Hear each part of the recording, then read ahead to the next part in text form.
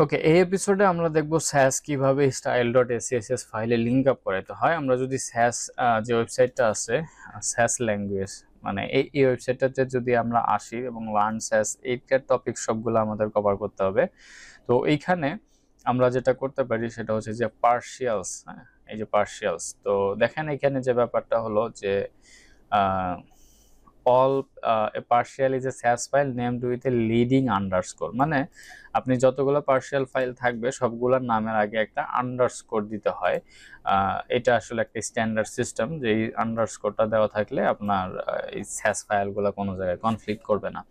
ওকে, এরপরে দেখেন the underscore lets Sass know that the file is only a partial file and that it should not be generated into a CSS file. আরেকটা ব্যাপার হচ্ছে যে এটা কি করতেছে, মানে এই যে আন্ডারস্কোর যদি আপনার দেওয়া থাকে তাহলে কি হয় আসলে, তাহলে আপনার এই আন্ডারস্কোর দেওয়া থাকলে এটা স্যাস আসলে বুঝে, বা যে কোনো স্যাস কম্পাইলার যেটা আছে, প্রিপোজ বলেন বা অন্যান্য যে সফটওয়্যার আছে, কমান্ড লাইন আছে, তো এরা বুঝতে পারে কি যে এটা আসলে একটা পার্শিয়াল ফাইল, এটা কোনো মেইন ফাইল না। তো যার কারণে সে কি করে না, সে style.scss এর মধ্যে যে ওই জিনিসগুলোকে ধরেন এইখানে যেরকম style.scss আমরা সেভ দিলে style.css ফাইল জেনারেট হয়।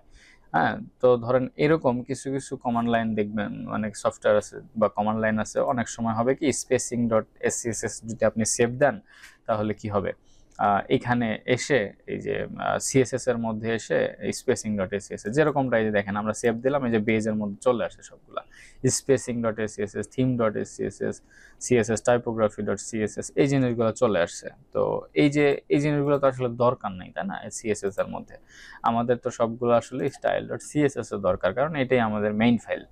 তো এই হচ্ছে ব্যাপার। তো আপনি যদি এই নামের আগে আন্ডারস্কোর গুলা দিয়ে দেন তাহলে আর সে কি করে না, এটা পার্শিয়াল ফাইল হিসাবে সে চিহ্নিত করে, এবং এই পার্শিয়াল ফাইলটাকে সে আর মানে এইটার তে সেভ দিলে আপনার এই নামে আসলে কোনো সিএসএস ফাইল আর তখন জেনারেট হয় না। এই হচ্ছে ব্যাপার।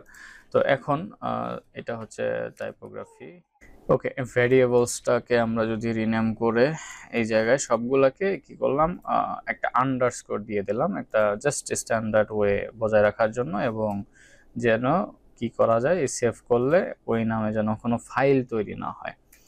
এই হচ্ছে ব্যাপার। তো মাঝে মাঝে প্রিপোজে দেখবেন এরকম প্রোফাইল তৈরি হয়ে যেতে পারে, এটা নিয়ে আসলে বিভ্রান্তি হওয়ার কিছু নাই। তো এখন জাস্ট ডিলিট, এটা যদি আমরা জাস্ট ডিলিট করে দেই।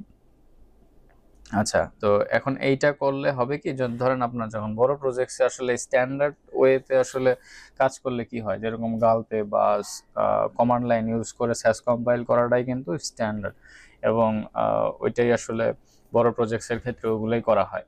তো সেক্ষেত্রে আমরা কি করতে পারি, যখন ওই ধরনের এনভায়রনমেন্টে কাজ করব তখন আর আসলে এই ধরনের ফাইলগুলো তৈরি হবে না। তো সামহাউ অনেকের এই যে প্রিপোজের সেটিংসের উপরে ডিপেন্ড করে কিন্তু ফাইল তৈরি হয়ে যেতে পারে। তো এগুলো ঘাবড়ানোর কিছু নাই, আমরা এই সেটিংসগুলো ভালোভাবে ঘাটাঘাটি করে এটা ফিক্স করে নেওয়া যাবে, কোনো ইস্যু না।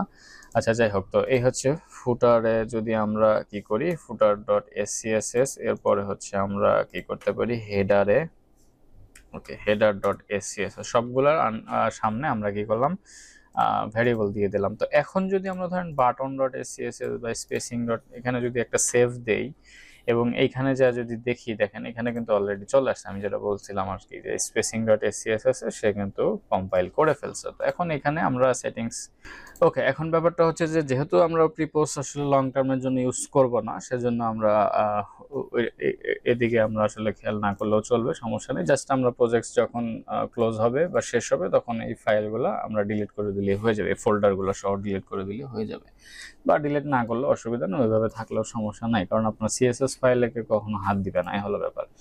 তো এখন যখন আমরা বড় প্রজেক্টসে কাজ করব অন্য এনভায়রনমেন্টে, তখন আর এই ইস্যুটা হবে না। ওকে, তো এই হচ্ছে ব্যাপার। তো এখন আমরা নেমিং সিস্টেমগুলো এইভাবে কমপ্লিট করে দিতে পারি। এরপরে যে আমরা যেটা করতে পারি সেটা হচ্ছে যে স্টাইল ডট এসসিএসএস এর মধ্যে আসলে কিভাবে এই জিনিসগুলোকে ইনক্লুড করব, কারণ আমরা যদি সেভ দিই স্পেসিং এ এসে সেটা কি হচ্ছে আসলে, সে বেজের মধ্যে চলে যাচ্ছে, কিন্তু সে কিন্তু স্টাইল ডট সিএসএস আসতেছে না। তো ইম্পোর্ট করার জন্য বা আমাদের যেটা করতে হবে একদম বেসিক যে স্ট্রাকচার, সেটা হচ্ছে সাপোজ ধরেন আমরা কি করব, আমরা টেমপ্লেট নেম বা থিম নেম, হ্যাঁ যেটাই হোক, একটা স্ট্যান্ডার্ড ওয়ে আছে। তো টেমপ্লেট নেম আমরা দিলাম সাপোজ ওকে স্যাস প্র্যাকটিস, ওকে স্যাস প্র্যাকটিস। এরপরে আমরা দিতে পারি হচ্ছে অথর, হ্যাঁ তো অথরে আমরা এইভাবে দিতে পারি, অথর ইউআরআই এ আমরা HTTPS এরকম কিছু একটা দিতে পারি আপনার যদি ওয়েবসাইট থাকে, হ্যাঁ এইরকম আর কি। তো এই হচ্ছে ব্যাপার। তো এখন আমরা যেটা করতে পারি সেটা হচ্ছে যে এই জায়গায় কি করলাম, এই এটাকে কপি কমেন্টের মধ্যে দিয়ে দিলাম। এখন ব্যাপারটা হচ্ছে যে এরপরে যে আমরা কি করব, এরপরে যে আমরা এই ফাইলগুলোকে ইনক্লুড করা শুরু করব। তো ফার্স্ট অফ অল ভ্যারিয়েবলসের যে ফাইলটা এটা হচ্ছে সবার উপরে দেওয়া উচিত, কারণ ভ্যারিয়েবলসে আমরা আসলে কি করব, আমরা ধরেন বিভিন্ন ভ্যালু স্টোর করে রাখবো। তো এই ভ্যালুগুলো আসলে সবার উপরে শো করাতে হবে, কারণ হচ্ছে এই ভ্যালুগুলো রেন্ডার না করলে আপনি যদি সাপোজ ধরেন ফুটার বা হেডার ডট পিএইচপি যদি আমরা কি বলি হেডার ডট এসসিএসএস যদি আমরা উপরে রাখি, ওইখানে ধরেন আমরা একটা ভ্যারিয়েবল কল করছি কিন্তু ভ্যারিয়েবলটা লোড হয় নাই বা ভ্যারিয়েবল লোড হয়েছে হেডারের পরে, তো সেক্ষেত্রে কিন্তু সেই ভ্যারিয়েবলটা কাজ করবে না, এটাই স্বাভাবিক। তো সেই জন্য আমরা কি করব, একদম উপরে কি করব, ইম্পোর্ট ইউজ করব। ইম্পোর্ট নামে একটা ফাংশন ইউজ করব। তো এইখানে ফাংশন ইউজ করার পর একটা কোটেশন দিয়ে দেওয়ার পরে দেখেন আমরা কোন জায়গা থেকে লিঙ্ক করাচ্ছি, স্টাইল ডট এসসিএসএস। আমরা ঢুকবো কোথায়, বেইজের মধ্যে। তো বেইজ ফোল্ডারের মধ্যে যে আমরা ভ্যারিয়েবলস ডট এসসিএসএসটা ইনক্লুড করে দিলাম। এর পরবর্তীতে আমরা কি করব, এর পরবর্তীতে যদি আমাদের রিসেট রিলেটেড কিছু থাকে, হ্যাঁ বেইজ বা রিসেট রিলেটেড যদি কিছু থাকে বা স্পেসিং রিলেটেড কিছু থাকে, এগুলো আমরা ইউজ করব। সাপোজ আমরা থিম ইউজ করতে পারি, হ্যাঁ থিমের পরে আমরা যেটা করতে পারি সেটা হচ্ছে যে ইম্পোর্ট, মানে সিরিয়ালে আপনি স্টাইল ডট এসসিএসএস এর যেভাবে লিখবেন উপরে নিচে, ঠিক এখানে একদম এক্স্যাক্টলি ওইভাবে লিঙ্ক আপ করাবেন। তো বেইজের মধ্যে এসে ওকে বেইজের মধ্যে আমরা কি করব, বেইজে স্পেসিং থিম আমরা অলরেডি দিয়ে দিছি, স্পেসিং আমরা এখানে দিতে পারি, হ্যাঁ তো ওকে। এরপরে উপরে যেটা আছে এটা আমরা এইভাবে কমান্ড করে দিলাম। তো স্পেসিং উপরে দিলাম। এর পরবর্তীতে যে আমরা হচ্ছে বিভিন্ন অন্য যেগুলো আছে সেগুলো দিতে পারি। ইম্পোর্ট বেইজের মধ্যে আর কি আছে, আর হচ্ছে টাইপোগ্রাফি আছে। তো এই টাইপোগ্রাফিটা আমরা দিয়ে দিলাম, তার মানে বেইজ কমপ্লিট। হ্যাঁ তো এরপরে যে আমরা কি করতে পারি, আমরা ইম্পোর্ট করতে পারি কম্পোনেন্টসকে। তো এখানে আমরা জাস্ট কমেন্ট করে দিতে পারি হালকা করে যে এটা হচ্ছে বেইজ ফাইলস, ওকে। এরপরে হচ্ছে আমরা এখানে কি করতে পারি, স্টাইল ফাইল অর্থাৎ কম্পোনেন্টসের যে ফাইলগুলো আছে, হ্যাঁ কম্পোনেন্টস ফাইলস, এইখানে আমরা কম্পোনেন্টসের ভিতরে কি করতে পারি, কম্পোনেন্টস ওকে কম্পোনেন্টসের ভিতরে আমরা এখানে কোনো সিরিয়াল আসলে ওইভাবে না মানলেও চলবে। সাপোজ আমরা ফার্স্ট অফ অল বাটন দিলাম, ওকে বাটন, ওকে। এখানে আর একটা ব্যাপার কিন্তু আছে, দেখেন এখানে কিন্তু আমাদের আন্ডারস্কোরও দেওয়া লাগতেছে না, এখানে আবার ডট এসসিএসএসও দেওয়া লাগতেছে না, জাস্ট ফাইলের নামটা লিখে দিলেই কাজ হয়ে যাচ্ছে। এই হলো মানে একটা ব্যাপার। তো আপনি যদি পুরা নাম আন্ডারস্কোর সহ দেন তাও কোনো সমস্যা নেই, কিন্তু এটা যদি আন্ডারস্কোর এবং নাম এক্সটেনশন বাদ দিয়েও দেন তাও কাজ করবে, কোনো সমস্যা নাই। এই হচ্ছে ব্যাপার। তো এখন বাটনস আমরা ইউজ করলাম, বাটন ডট এসসিএসএস। এরপরে আমরা যেটা করতে পারি সেটা হচ্ছে যে ইম্পোর্টের কম্পোনেন্টসের মধ্যে যে আমরা হেডার দিতে পারি বা হেডার দিতে পারি, ফুটার দিতে পারি, কার্ড দিতে পারি, হ্যাঁ হেডার, তারপরে হচ্ছে ফুটার,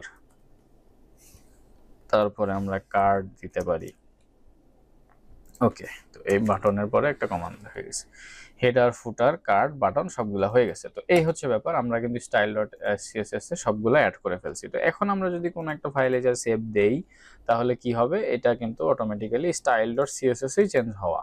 তার মানে কি, মানে ওইখানে চেঞ্জ হইলে এই ফাইল তো লিঙ্ক করা আছে এই জায়গাটাতে, তাহলে স্টাইল ডট সিএসএস চেঞ্জ হবে। তো স্টাইল ডট সিএসএস চেঞ্জ হলে সবগুলা জিনিস কিন্তু স্টাইল ডট সিএসএস এর মধ্যে চলে আসবে, যে এখন কিন্তু সবগুলা জিনিস স্টাইল ডট সিএসএস এর মধ্যে চলে আসছে। তো এই হচ্ছে ব্যাপার। তো এইভাবে আমরা কি করতে পারি, ইম্পোর্ট ইউজ করতে পারি। ইম্পোর্ট ইউজ করে আমাদের স্টাইল ডট এসসিএস যে ফাইলটা আছে সেখানে আমাদের স্যাসের যত ফাইল আছে সবগুলো আমরা লিঙ্ক আপ করায় দিতে পারি। তো এই হচ্ছে ইনিশিয়ালি আমাদের স্যাসের লেখার যে প্যাটার্নটা, মানে আমাদের বিভিন্ন ফাইলের মধ্যে আলাদা আলাদা করতে হবে, এরপরে সবগুলাকে স্টাইল ডট এসসিএস এর লিঙ্ক আপ করাইতে হবে। তো নেক্সট এপিসোডে আমরা ভ্যারিয়েবলস কিভাবে ডিক্লেয়ার করতে হয় স্যাসের সেই জিনিসগুলো দেখব।